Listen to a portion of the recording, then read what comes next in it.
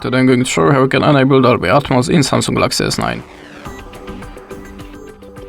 Now first open the settings and go to the sounds and vibration. Now just swipe down and go to the sound quality and effects. Now just switch on the Dolby Atmos and that's it. This is the way how you can do it. Thanks for watching, leave us a like or a comment and goodbye.